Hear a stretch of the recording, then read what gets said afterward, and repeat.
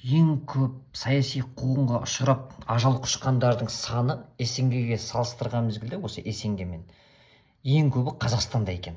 Бірақ сол Қазақстандағы саяси қуғынға ұшырап ажал құшқандар кезінде Совет үкіметін ең көп қолдағандар. Олардың келуін қолдап Қазақстанда өте көп жәрдем берген Совет үкіметіне. Кейіннен олар бір-бірлеп өлтіріле бастады, қуғын сүргінге ұшырай бастады. Олардың арасында біздің аталарымыз да кетті. Бірақ бұл жерде саяси қуғын сүргін деп айтқанмен өте күмәнді жайт. Ол саяси қуғыннан көрі біздің арамыздағы іріткі. Бұны да басқа мемлекеттен көреміз әрине. Мен өзім атамнан қазір дәлел келтірем. Атамыздың қалай қуғын сүргінге ұшыраған. Сол мезгілде ашық, оны өйткені көзі көрген мына адамдардың сөзінен мен өзім өз құлағымнан естігенім әңгіме ол. Өз құлағымнан естідім ол әңгімені. Ал қазір енді ол кісілерде жоқ, ондай айтатын кісілерде қалған жоқ. Мен айтармын енді менен естіп алыңыздар ары қарай. Бұл силсила дейді ғой, бұл шынжыр үзілген жоқ. Міне мен тірімін, мен айтып кетемін. Өйткені маған тірі адамдар айтып кетті. Кезінде маған тірі адамдар айтты құлағыма. Қазір жоқ болса да. Олар өздерінің көздерімен көргендерін соларға айтып кеткен. Енді архив дейді ғой. Енді архивке қарасақ та бұл шынайы. Негізі саяси қуғыннан көрі көре алмаушылық, қызғаныш, іріткі, бірін-бірі деген арттан сату. Біз бұны ешқашан тоқтатпаймыз. Егер өзімізден мін іздемейтін болсақ, біз тек қана сырттан іздейміз. Қытай, Россия, орыстар, басқалардан іздейміз. Біз өзіміз түзетпегенше біз біреуді жамандап қашып құтылып кете алмаймыз. Егер өзіміз түзейтін болсақ, өзіміз дұрыс алатын болсақ, бізді алатын күш болмайды. Мынаны тыңдап кетіңіздер.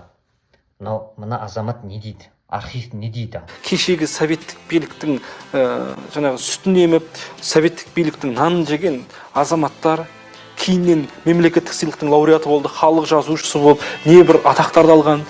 Өзіміздің күні кешеге дейін аурамызда жүрген Әбділда Тәжібаев, мысалы Мұхамеджан Қаратаев сияқты ағаларымыз, Сәбит Мұқановтар, көргендер барлығы интеллигенцияның атылуына, репрессияға ұшырауына тікелей себепкер болды. Мысалы Әліби Жангелдинді біз атақтап қатты құрметтейміз. Ол қызыл керуеннің басы деп. Сол Әліби Жангелдин 64 жастағы Байтұрсынұлын 71 жастағы шал болған Әлихан Бөкейханның өліміне тікелей себепкер болды ғой. Неге соны айтпаймыз біз? Шәкәрімді 73 жасында атып тастаған Абзал Қарасартов деген кісі болған. Ұрпақтар әлі бар. Ұлттық қауіпсіздік комитетінде түрлі жерлерде қызмет етіп отыр. Жоқ, неге біз олар көрсетпейміз мысалға? Мен әлі түсіне алмайтын. Досып деген болған. Біздің қайраткерлердің бәрінің төбесін арыз жазып донос жіберген. Сол генералдың тапсырмасымен Барлыбек ату жазасына кесілген. Ең алғашқы құрбан Барлыбек. Ал Барлыбектің өліміне тікелей себепкер болған Жайық деген өзінің қатарлас жүрген азаматы, осы Матай елінің руласы Барлыбектің жақын айтқанда. Бірақ ол полиция жандармының агентурасы болған тыңшы ретінде. Оның Қара деген псевдонимі болған. Сол Қара деген атпенен Барлыбектің төбесін арыз жазып отырған мысалға. Сол сияқты совет заманда Ильяс Жансүгіровтің жазушылар одағының төрағасы болып билікке келіп, қазақ жастарын қызметке алып, оқи алмай жүрген жігіттерді оқытып, ауыздарына жаңағы қолдарын емін-еркін жететіндей жағдай жасады. Соның біреуі Мұхамеджан Қаратаев болған. Оны Қазақ әдебиеті газетіне жауапты хатшы қылып қызметке алды. Бірақ Мұхамеджан Қаратаев Ильяс Жансүгіровтің төбесін арыз жазды, Ильясты соттатты. Міне, тыңдадыңыздар, архив не деп тұрған.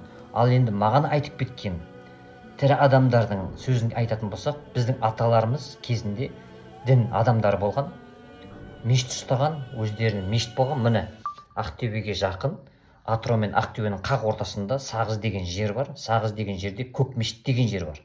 Қазір ол жердің бәрі тегістеліп кетті. Мұнайды қазып жатыр ол жерлердің бәрінен. Ол жерде мешіт болды, Қаратастан салынған кәдімгідей. Сол жерде біздің аталарымыз келген адамдарын дін оқытқан. Мына Маңғыстау жақтан көшіп жатқан байлар өздерінің зекеттерін тастап кететін болған. Одан кейін көшіп келе жатқан кедей ауылдарға бұл зекеттердің бәрін тарататын болған. Солай екі жақтың тепе-теңдігін ұстап тұратын болған. Дін өзі тепе-теңдік нәрсе ғой. Ал совет үкіметі келгеннен кейін бәрі өз бастарын күйттеп жан жаққа бытырап кетті, көшпенділік тоқтады, бәрін отырықшы қылды. Сол мезгілде біздің аталарымыз да айтқан, ешқайда қашпаңдар, біз енді ешқайда қаша алмаймыз деп халыққа басу айтып, кетеміз деген халықтардың бәрін тоқтатып, кетпеңдер, бәрібір кетсеңдер де жолдарың бөгелді, кешіп қалдыңдар, атып тастайды, қырып салады деп бәрін тоқтатқан. Кейін ал осы адамдар совет үкіметі келгеннен кейін осы адамдар халықтың арасында беделді болады. Енді совет үкіметі бұларды қоя алмайды, беделді адамдарды, ең ішіндегі кедей адамдарды қояды. Кедейлерді бастық қылып қояды. Кедей ешқашан бастық бола алмайды негізі. Кедейдің мышлениясы басқа болады. Халықты басқара алатын адам, значит, ол басқарып отыр деген сөз. Совет үкіметі тепе-теңдікті бұзған себебі де осы. Олар тепе-теңдікті бай мен кедейді тең қыламыз деді да, олар тепе-теңдікті бұзды керісінше. Бай ол бай, ол басқара алады, ақша таба алады. Кедей ол ақша таба алмайды. Значит, ол басқара алмайды. Енді мына жерде бір қызық жайт, бұлар келеді деп бір кедейлерді бастық қылып қояды. Сосын ол совет үкіметінің адамдары кеткеннен кейін ол кедей келеді, мені бастық қылып кетті деп, біздің аталарымызға келеді, мені бастық қылып кетті, мен не істеймін, халық мені тыңдамайды ғой дейді. Сонда біздің атамыз шығады да, қолына орақты алып, мынау тапсырма орындалу керек қой, сол шөп шабу керек екен, шөптің заманы келеді, шөп шауып бастайды. Сонда мезгілде халықтың бәрі шығып шөп шаба бастайды бірге. Сосын ол өстіп халықты осы адамға тыңдауды бұйырады. Сол адамды өздері соның қарамағында жұмыс жасап, бәрін тапсырманы орындап жүреді, қарсылық көрсетпейді. Өйткені шынымен олар күшті, қарсылық көрсету бесполезно. Ислам дінінде бар. Жау деген қаншалықты күшті болатын болса, сен әлсіз болатын болсаң, егер халық сен қарсыласқан мезгілде халық қырылып кететін болса, саған соғысу харам деген. Яғни исламда бұл харам қылынған соғыс. Ол болмайды. Қазіргі мезгілде Израиль мен Палестина сияқты ғой. Негізі күшті екенін білгеннен кейін, жаудың мықты екенін білгеннен кейін, егер соғысатын болса, жеңілетінін біліп тұрса, және артындағы бала шағаларын қырып кететінін көріп тұрса, онда бұл мезгілде ол соғысуға болмайды, ислам дінінде рұқсат етілмейді. Осылайша олар совет үкіметінің айтқанына көніп жүрген мезгілде, бірақ олар 5 уақыт намазын тастамайды.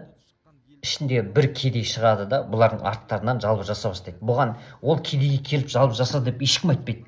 Біреулер айтады, ой, мына орыстар ішіне ірткі салдырып адамдар шығарған, соларды айдап салған деп. Олай емес. Ол ішінде қызғаныш бар кедейлердің. Мыналар әлі халықтың арасында үстемдік құрып отыр, халықтың арасында әлі сөз жүріп тұр.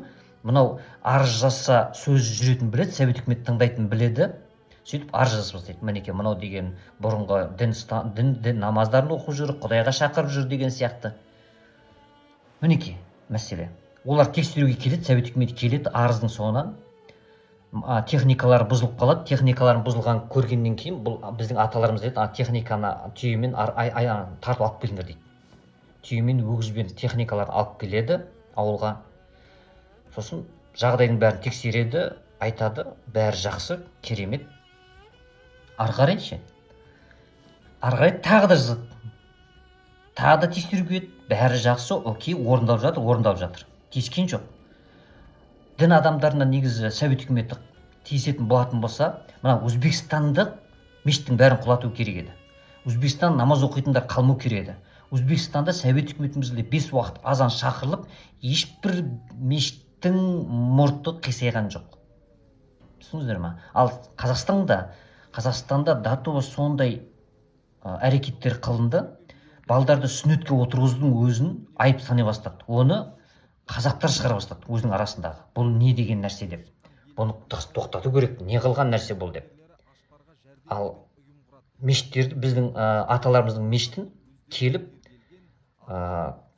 үлкен техникалар әкеліп бұзбақшы болды, бірақ бұза алмады, ақыры халықты жауып, қолмен бұздырды, қара тасты. Бұл не сонда? Бұл бір-бірімізді жеу ғана, тек қана. артымыздан бір біріміз сату.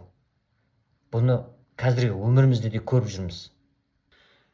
Содан кейін қайта жазып арыз тоқтамаған соң бұлар келеді де біздің аталарымызды апарып Атырауда бәрін атып тастайды. Ішінде менің әкемнің әкесі жаңғыз, ең жасы сол екен. Ағайын туысқандардың арасынан жаңғыз өзі аман қалады. Оны ауыр жұмыстарға салады. Сосын бірнеше жылдан кейін, білмеймін, есімде жоқ, қанша жылдан кейін, 14 жылдан кейін дедім, 15 жылдан кейін ба, елге оралады. Елге оралған мезгілде таң қалатын жағдай, қараңыздаршы, тектінің аты текті. Келеді, ел қайтадан оған бағынады. Оның айтып, олар отырған мезгілде ешкім сөйлемейді. Олар жүрген мезгілде бәрі құрмет көрсетеді. Олар бәрібір олардың сөздері әрқашан жүреді. Одан кейін оның қайтыс, ол әкеміздің әкесі, атамыз, мен туған атам қайтыс болғаннан кейін елді кім басқарады, айтыңыздаршы? Елді, ауылды кім басқарды, біздің ауылды? Оның ұрпақтары, менің әкемнің ағасы, інісі әкім болды. Ағасы совхозда кәдімгідей сөз жүретін адамдар болды. Олар жүрген мезгілде ешкім сөз сөйлемейтін. Олар жүрген мезгілде ешкім сөз сөйлей алмайтын. Олар сөйлеттіретін алдына шығып. Той томалақта осыларға сөз ең бірінші берілетін. Айналып келген мезгілде бәрібір олар ешнәрсе істей алған жоқ. Қайтадан. Ал тексіздер, ол тексіздік істерімен қайтадан төмен түсіп кетті. Біздің атамызды сатқан кісі солай өлді дейді. Өз көзімен көрген адамдардың айтуы бойынша ол шопан болып жүрген. Сол баяғы шопан, сол шопан айдалада болып жүрген мезгілде аттан құлап, сосын аттан құлап қалғанын көрген адамдар келіп үйіне апарады. Үйіне апарған мезгілде сөйлейін десе, тек қана аузынан боқтық сөз шығады дейді. Тек қана боқтық сөз. Сөйлегісі келеді, бірақ шешең, анаң деген ғана боқтық сөз шығады дейді. Басқа сөз шықпай, тіл өліп кетті дейді.